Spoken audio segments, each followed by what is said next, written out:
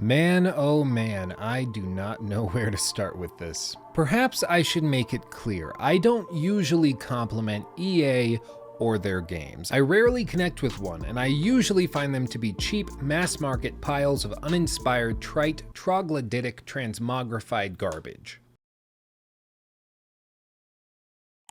You didn't see anything. All that being said, I feel an obligation to praise any company when they do something good and to criticize them when they do something bad. Go figure. After all, if you can't compliment somebody when they do something good, do your criticisms actually mean anything? I don't think so. The point of all of this is that EA just released a game that has blown me away and taken me by complete surprise. And I am so thoroughly impressed and baffled by this that I feel the need to make an entire video praising them so that they know that this is the kind of game that we want more in the next generation. So buckle up, it's a weird day. We're about to deep dive into an EA game and explain why it's so awesome and how it managed to do something incredible. Get gaming influencers to praise Electronic Arts. But before we do that, quick shout out to all of you who have been repping the merch. We have all new stickers in for the Christmas season, and they're all $5 with free worldwide shipping. Just head over to lukestevens.net to check them out. I'll sign all of the stickers, and I'll even write you a personalized note by hand, I promise. Plus, it's Khaleesi in a Santa hat. Who wouldn't love that? I also have Just Wow stickers and the regular Khaleesi stickers too. Whatever you like, or all of them. So order yours ASAP, because once they're gone for good. Again, lukestevens.net.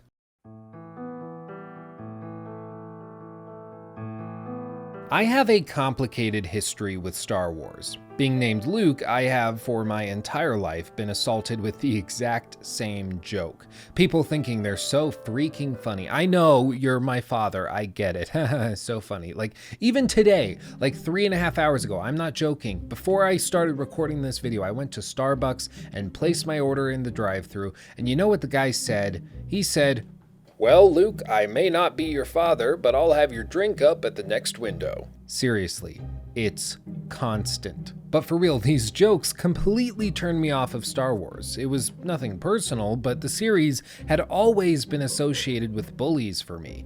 Kids who thought they'd discovered my kryptonite in the form of a poorly delivered misquotation of a 1980s movie line. And it is 1980s, I looked it up because it was in Empire Strikes Back, which released in May of 1980. I thought it was a 1970s movie, but this isn't important. All of this to say that I've never been into Star Wars as a franchise or as a fictional universe, but one thing did change that. One thing I never expected to be into: Star Wars Jedi Fallen Order. This is a game that's been on my radar for a long time, but being from EA, I've always tried to maintain a generous amount of skepticism.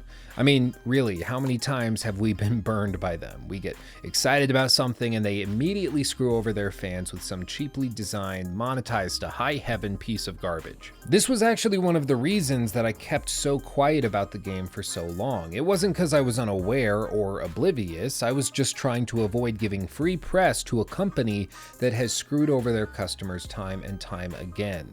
After all, it's that kind of free press that these predatory companies thrive on. Cough, cough. They screw over their customers year in, year out, yet YouTubers and gaming press organizations still cover all of their releases and act as though nothing happened. Now understand that I'm not a fan of boycotts or the vicious picketing that can often happen in this industry. I think it's stupid and rarely effective. However, that doesn't mean that I like to be taken advantage of, which is exactly what these companies are doing when they release something like Battlefront 2 and still expect you to cover their new Star Wars entry. I didn't want to do this, so I kept mum on it, and because I've been pretty harsh towards EA in the past, they didn't feel the need to send me a review code. But nonetheless, I was intrigued, and so I went out and purchased a copy on launch day. I popped it into the good old Xbox One X and started playing. And what happened took me by complete surprise.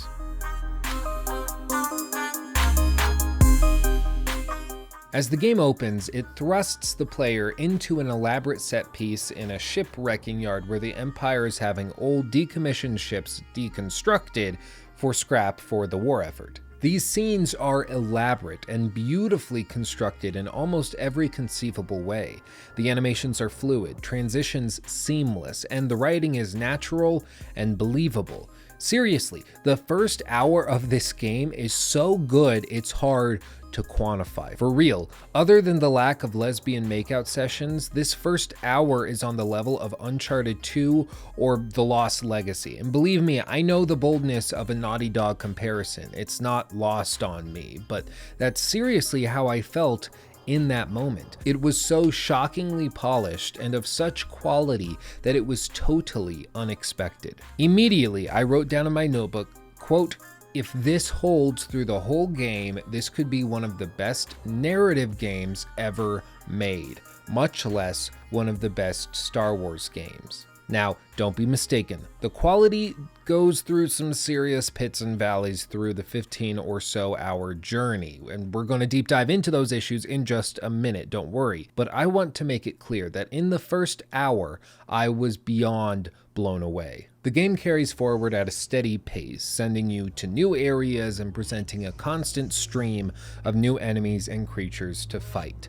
You swing, slide, and explore all of these levels alongside your new pal BD1, who is, let's face it, the best AI companion since Ellie met Joel. All the while, you're fighting with your lightsaber that can be customized with a plethora of different pieces in a style that mimics that of Dark Souls and Sekiro. And some would say Bloodborne, but I've put several hundred hours into that game and I love it more than life itself, and I would not compare the two. There's a plethora of reasons for this, but for this video, let's just say that Bloodborne pushes chaotic gameplay, while Star Wars Jedi Fallen Order tries to foster a much more tactical, steady type of combat.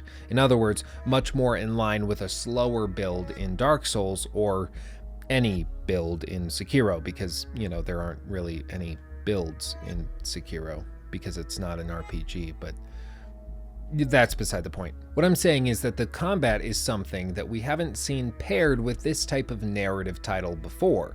Usually in narrative games, the developers feel obligated to put the gameplay in the backseat while the narrative takes control. And let me be clear, this isn't an inherently bad thing. Narrative games' priorities are and should be their narratives. After all, that's kind of the point of a narrative game. The bad part is that this can often mean that the gameplay suffers as a result. Look at a game like Death Stranding. Oh no, he brought up Death Stranding. We gotta freak out if he compliments it for being a sellout, or freak out if he hates it for not having an open mind. Okay, let's be reasonable here. Death Stranding is a narrative game. The gameplay is, objectively, I think, repetitive in nature. I've enjoyed playing Death Stranding, but even I can admit that the narrative is the priority in that game and that the gameplay suffers for the sake of the story's efficacy. Now, on the other hand, you have a game like The Surge 2, which has some fantastic gameplay. Like, for real, if you haven't played the game yet and you like Soulsborne titles, play The Surge 2 right now. But while the gameplay and combat excels, the narrative drags and suffers. I mean, to be honest, I'm not even sure what the overarching narrative is in the Surge games, and that's the same for Dark Souls. I'm willing to bet that the overwhelming majority of players who have beaten Dark Souls, any of them won't be able to explain effectively what the stories of those games actually is. But the point is, that's okay, because those games are about the gameplay and that takes precedence. And so for a Star Wars game to put so much focus on exploration and combat mechanics took some real balls. I mean, the easy thing would be to lean into the lore and rely on the Star Wars license to do all of the heavy lifting. But instead, Respawn Entertainment took the bull by the horns and charged ahead, implementing a robust combat system based on parries and individual enemy exploitation. And to be honest, it works really well. Most of the time. What's it like the other times? Well, good question. Let's get into some of the things that Jedi Fallen Order doesn't do so well. I think we were all worried that EA was going to push this game out without polish. After all, it's not a live service game, meaning that any excessive development time has to be made up for upfront with the initial sales of the game, a fact that makes it all the more difficult to delay a title like this beyond the initial release window, something that could result in a total cost increase on the project of up to 10 to 15%. And, well, these concerns were in fact warranted. Despite the ridiculous amount of polish in the first few hours of the game, there's a lot here that is unpolished and, frankly, not ready for release. What exactly am I talking about? Well, buckle up. Here we go. During this ATST fight, I beat it, but died right as the boss was killed, so it actually sent me back to the beginning of the boss fight. It's something that should have been polished out. It looks like it's just a contingency error, but nonetheless, it's here. Here's a weird load-in glitch. This Wookiee looks like he was a prize at a touring carnival. Tons of pop-in issues all over the place in this level. I don't know what it is. I'm running on an Xbox One X. This shouldn't be happening, but even after a full system restart, this was still happening all over the place.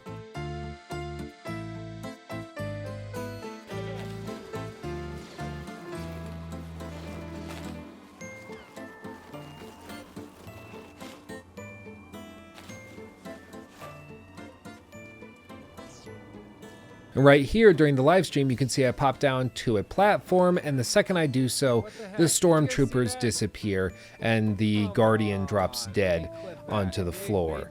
I don't know what happened here.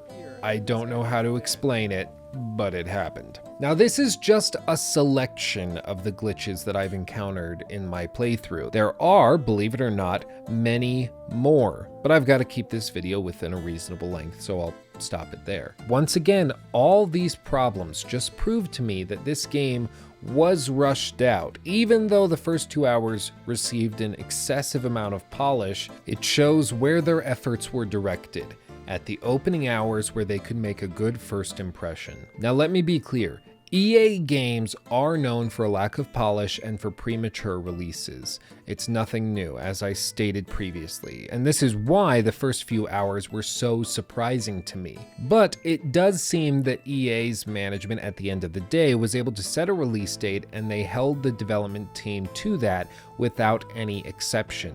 And while it's unfortunate that the late game lacks serious amounts of polish, it's still a huge step for EA to publish a game that starts so well and maintains such quality as a single-player title. Now beyond this, there are some other issues such as fighting multiple enemies. It's still a nightmare and clunky as hell, just like in the Souls games. And this woman looks just like Sheen from Jimmy Neutron. Don't get mad at me, I'm sure she's got a great personality, but she looks just like Sheen. What do you want me to say? And there's a lot of times where the level design is almost inexplicably bad. Like this lower area. It's a perfect place for a hidden item of some sort, a chest or something. We found it on stream over on Twitch the other day, and I almost got soft locked down here.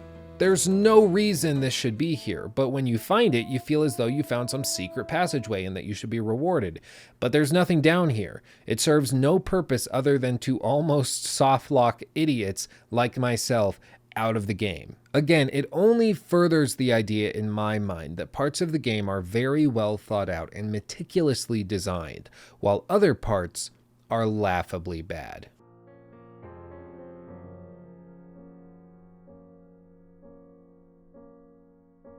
So, what does all of this mean? Well, Star Wars Jedi Fallen Order has gripped me with its story and captivated me with its gameplay. Sure, it's got some issues, but all told, Respawn Entertainment has done a fantastic job here. It's a game that is so surprisingly good and narratively focused that it's still hard for me to believe that it came from EA. But after much consideration, I decided that I needed to make this video, a video where I praised EA for doing something that is so antithetical to their standard modus operandi.